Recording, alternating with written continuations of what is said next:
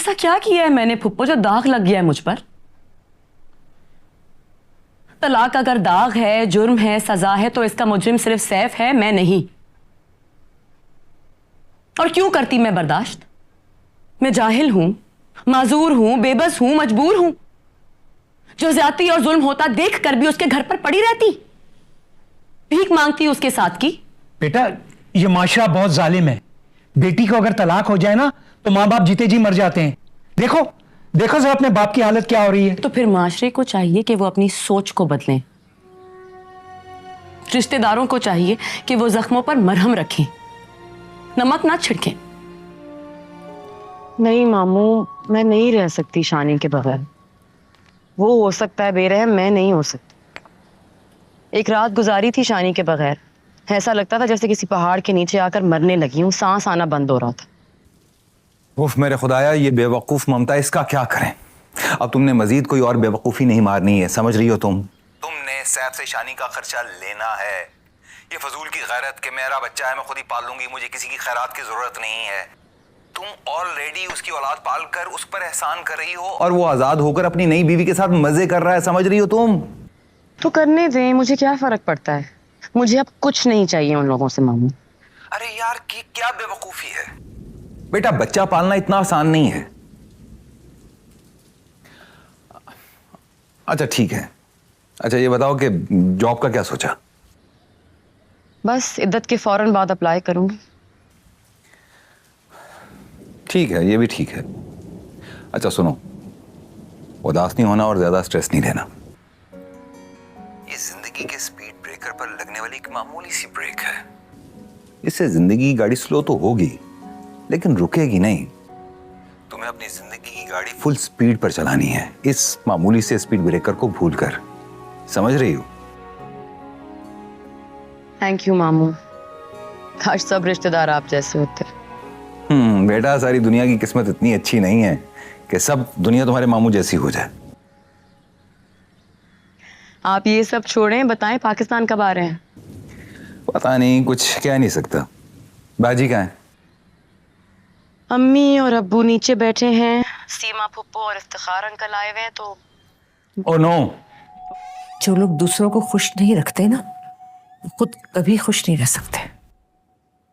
ठीक कह रही हैं, इसीलिए तो आप खुश नहीं हैं, क्योंकि आपने मेरी खुशियां बर्बाद कर दी थी। लेकिन देखिए मुझे, मैंने खुद को संभाल लिया, आप भी खुद को संभाल लें। वैसे भी सैफ चाहता है कि मैं आपको सास वाला मुकाम दूं, वो इज्जत दूं। हरगिज नहीं। ठीक है, मर्जी है आपकी, क्या कह सकते हैं। सैफ ने बताया आपको हम लोग हनीमून पर जा रहे हैं जल्दी? जा ही नहीं सकता सैफ मुझे छोड़कर। वो जानता है कि मेरी तबीयत ठीक नहीं है, मैं अकेली नहीं रह सकती। क्यों अपनी ममता को इम्तिहान में डालकर शर्मिंदा होना चाहती है? मैं और सैफ जा रहे हैं हनीमून पर। अरे सैफ, तुमने आंटी को बताया नहीं था कि हम हनीमून पर जा रहे हैं? परेशान हो गई हैं। नहीं, मैंने नहीं बताया अम्मी, चंद दिनों की बात है बस। सैफ चंद दिन क्या, मैं तो चंद लम्हे नहीं रह सकती अकेली। तुम्हें पता तो है मेरी तबीयत ठीक नहीं है। अच्छा ठीक है सैफ, ये सब बातें आकर हो जाएंगी। मुझे शॉपिंग पर जाना है, भी हमें बहुत सारी शॉपिंग करनी है। और फिर तुम्हें पता है आज हम डिनर बाहर करेंगे, मैंने रिजर्वेशन करवाई है अच्छे से रेस्टोरेंट में। अम्मी, आप खाला को बुला लीजिएगा, बल्कि मैं कॉल कर दूंगा। आप चल लो, जल्दी आ जाएंगे। कब से कह रहे हो 2 मिनट में आ रहा हूँ? तो थैंक यू। नुसरत पानी देना।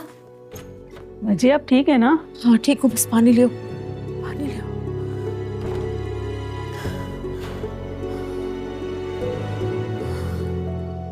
मुझे तो ना सैफ भाई कभी अच्छे ही नहीं लगते थे। इतने कोई मगरूर और अजीब से थे।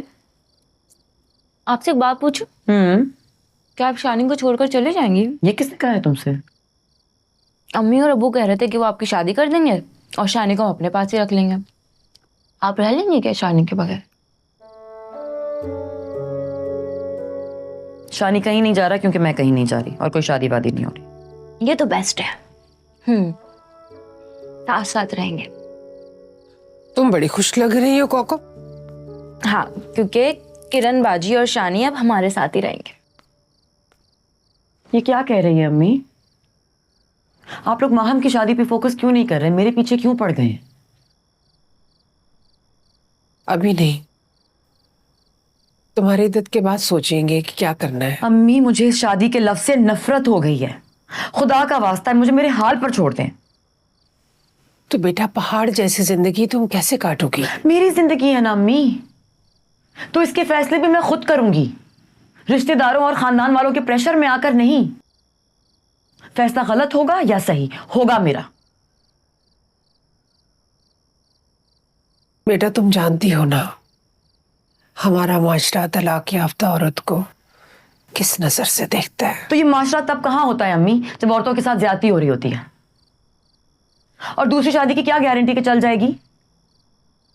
और क्या है तलाक? गाली है कोई? किसकी दस्तक है के दरवाजे ने सिसकी ली है, मेहरबान कौन ये तोहफे में गमी ले आया। अम्मी, हम 2 हफ्तों के लिए टर्की जा रहे हैं। आप खाला को अपने पास बुला लीजिएगा। क्या मतलब? मैं यहाँ अकेली रहूंगी? क्या हो गया अम्मी? आप अकेली कहाँ हैं? नुसरत है यहाँ पे, बाकी मुलाजिम हैं।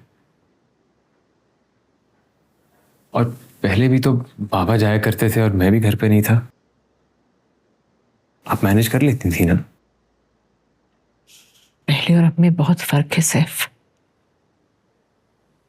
तुम्हारे बाबा इस दुनिया में नहीं रहे और मैं तुम्हारे दिल में नहीं रही हूं।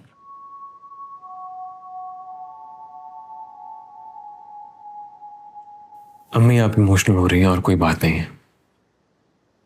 वैसे भी 2 हफ्तों की बात है, हम आ जाएंगे।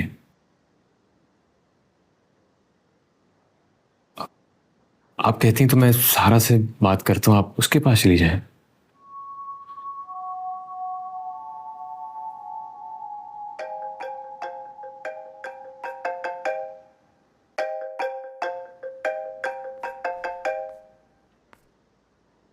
जी वकील साहब, मैंने डिवोर्स और कस्टडी पेपर्स पर साइन कर दिया। किरण को भिजवा दीजिएगा। नहीं, मैं अगले 2 हफ्ते मुल्क में नहीं हूंगा। कोई भी काम होगा तो आप मुझे मैसेज कर दीजिएगा। Thank you.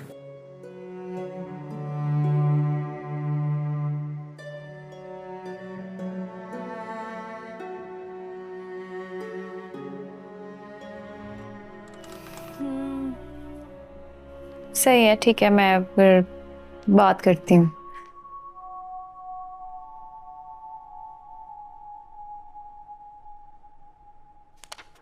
मैं फैसल तुमसे मैं बाद में बात करूँ?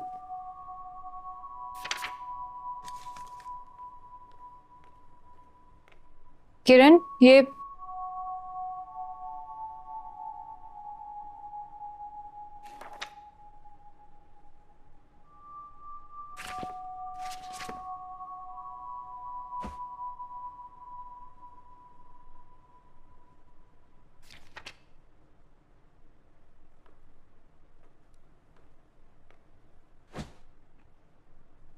वही हुआ जो एक्सपेक्टेड था। डिवोर्स पेपर्स भेज दिए हैं उसने। चलो, शुक्र है कस्टडी के पेपर्स भी भेज दिए। किरण, ठीक हो ना?